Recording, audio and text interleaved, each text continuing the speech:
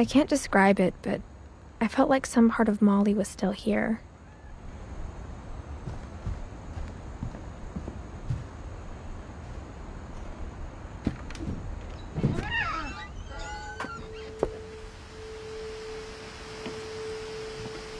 This will be obvious later, but my mom never told me any of these stories.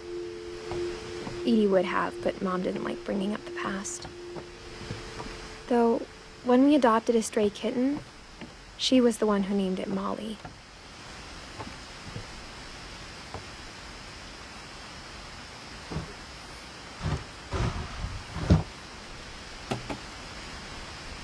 I spent a lot of time in Great-Grandma Edie's room.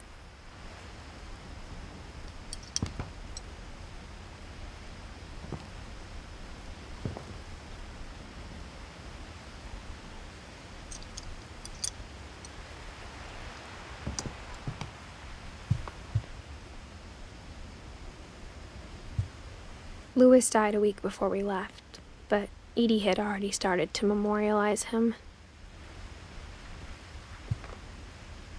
Edie knit me a new pair of gloves every year, just in time to replace the old ones.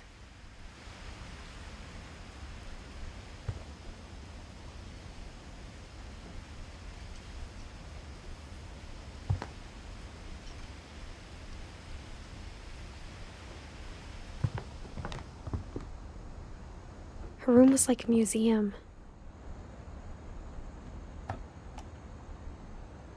For 500 years, the Finches have been famous throughout Norway for their fortune and misfortune.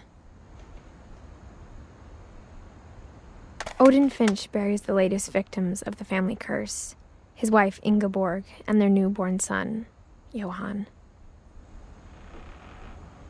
On January 7th, 1937, he set sail with his family and his house, hoping to leave the curse behind.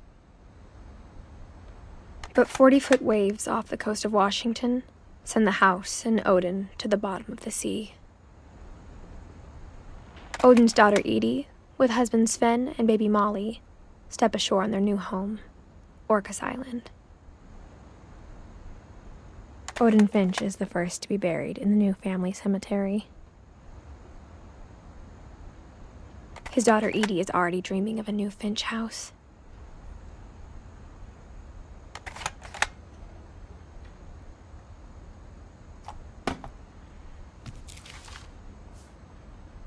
Whatever's wrong with this family, it goes back a long ways.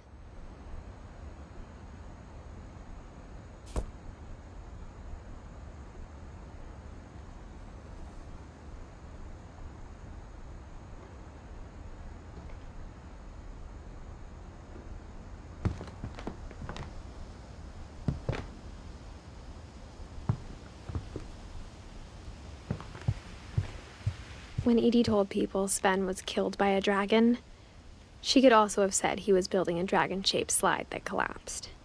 She could have, but she didn't.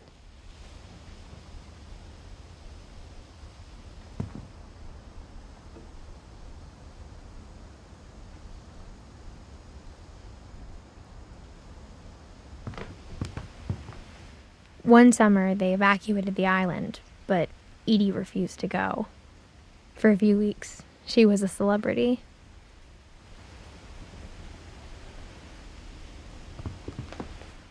I hadn't thought of myself as Edith Jr. for a long, long time. Edie gave a big interview about a mole man living under the Finch house. My mom was furious.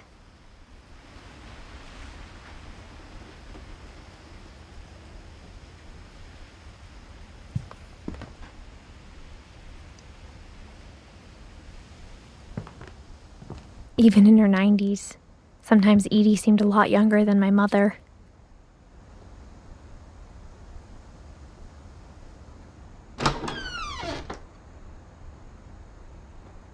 The only trace Grandpa Sam's first wife Kay left on the house was the pink bathroom. It was a pretty big trace.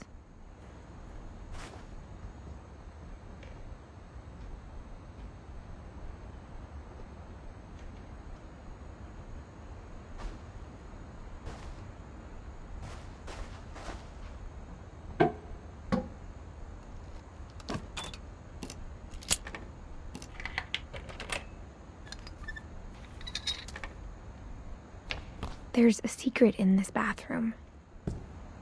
It's in the last place you would look. It isn't in the cupboard.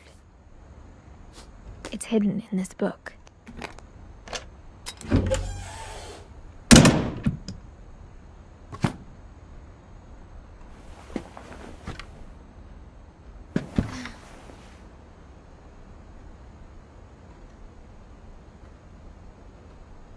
Sven gave Sam an old camera he'd refurbished.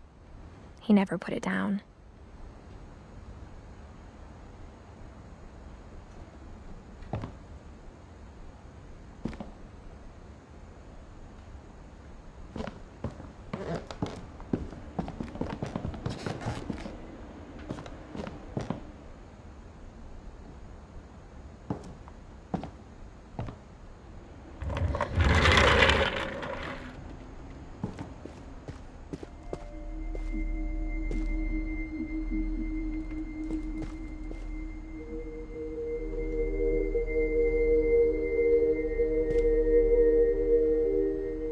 I knew Grandpa Sam had a twin.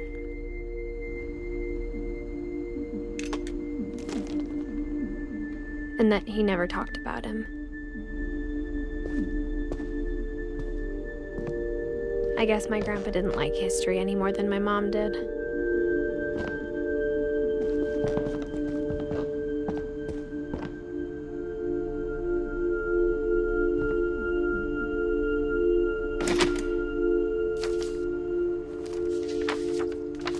How I Want to Remember My Brother by Sam Finch. The thing I remember is that when he made up his mind, that was it.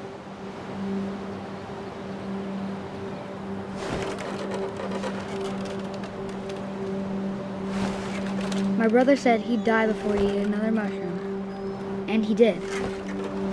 At Barbara's funeral, we swore we'd never be afraid again.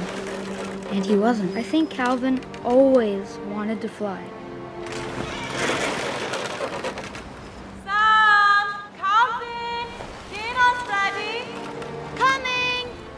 But that day, he finally made up his mind to do it. I told him going around was impossible. Maybe if I hadn't said that,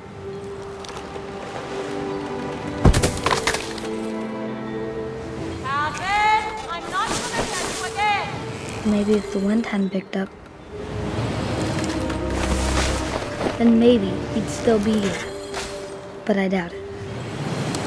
I think he'd already made up his mind. That's what I want to remember about my brother.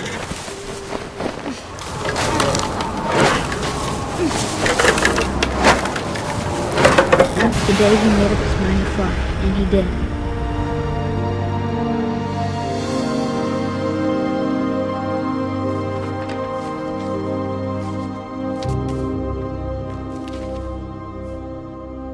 Calvin's story felt strangely familiar. When I was younger, I remember trying to do the exact same thing.